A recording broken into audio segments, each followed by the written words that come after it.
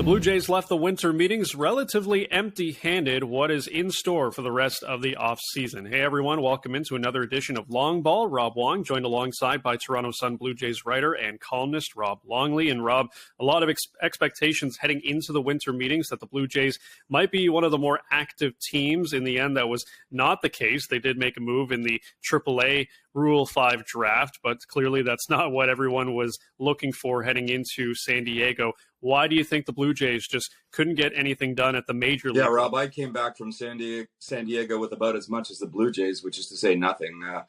There's lots of ways to look at it, Rob. Generally, the Blue Jays aren't active or hugely active in terms of making transactions at the winter meetings. But this year was a bit of an outlier in terms of recent years in that a lot of stuff was happening and a lot of the prizes were getting away, and the Jays just kept on missing out on them. Why that happened, I think that's something that we're going to dissect as the remainder of the offseason carries on, and can only fully grade it when it's over, because we've seen in the past that the Jays have made some significant transactions towards the end of December and into January. But I wonder two things. I wonder if one, they don't quite have as much money as they say they have to spend, and if two, maybe the market is outpricing them a little bit, because it seemed like some of the teams were spending like drunken sailors down there. And some of those contracts got a little bit crazy. The one that really got away from them was one of their main targets going into this whole thing, and that was Andrew Heaney, who ended up signing with Texas, would certainly have been that perfect, or that ideal arm for the back of the rotation, which was high on their shopping list. And that when they didn't get him, I think there was probably some frustration from the front office and the baseball operation types, because that was an arm and a body that they thought that was attainable for them. So you mentioned the frustration. There's definitely been that from fans on social media with the lack of moves so far, and the optics of coming away empty-handed of the winter meetings definitely does not look great for this Blue Jays team. But like you mentioned, historically, this front office, they've done a lot of their moves after the calendar has turned.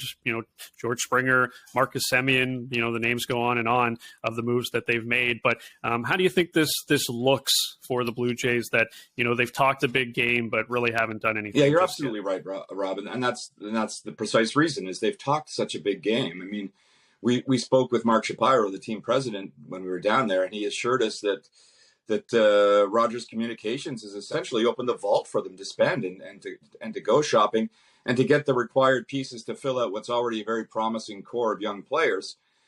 So when the president and the general manager are saying these types of things, that we're active, we're shopping, and we have the money to spend, and then you come away empty-handed, of course the fan base is going to be upset. And, taking a step further, there's still a bad taste in a lot of people's mouths the way that season ended, of course, with the sweep in the wild card round and the huge blown lead at the Rogers Center against the Seattle Mariners in that wild card playoff. So, I think when you hear ownership and management talking a big game and then nothing happens, of course the fan base is going to be upset.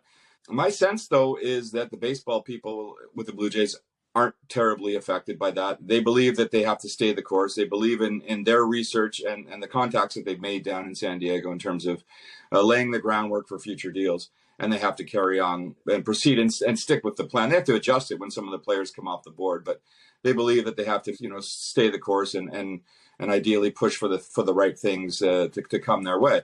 Now, having said that, time's a ticking here, and not so much on the calendar, but for the players that have gotten away. And I don't think this team can really afford to go into spring training with the configuration that it has. It certainly needs some pitching help on the back end. When they traded Teoscar Hernandez to Seattle, the goal and the intent was to add another outfielder, and ideally to have that done at the winter meetings, and that didn't happen either. So there's definitely some holes, probably more holes, more influential holes at this time of year, because it's a team that's so close and didn't really need too much, right? Just needed a couple of pieces, and the fact that they weren't able to add those yet is for sure some concern, and you can understand the angst of the fan base because of that.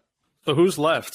You mentioned Andrew Heaney is a guy that got away. Brandon Nimmo was someone that was linked to the Blue Jays. He re-signs in New York. There's still a Carlos Rodon. There's still a Michael Conforto, a Michael Brantley type. Maybe not the names necessarily that Blue Jays fans were hoping for. I mean, Carlos Rodon is a top pitcher, but out of the remaining free agents, who do you think might be of interest? To me, the one that maybe strikes out. Hopefully, he doesn't strike out if they get him, but stands out would be Michael Brantley. They were pursuing him last year and almost got him. Obviously, he would have been a nice compliment in the outfield to George Springer. They were teammates in Houston for quite a while.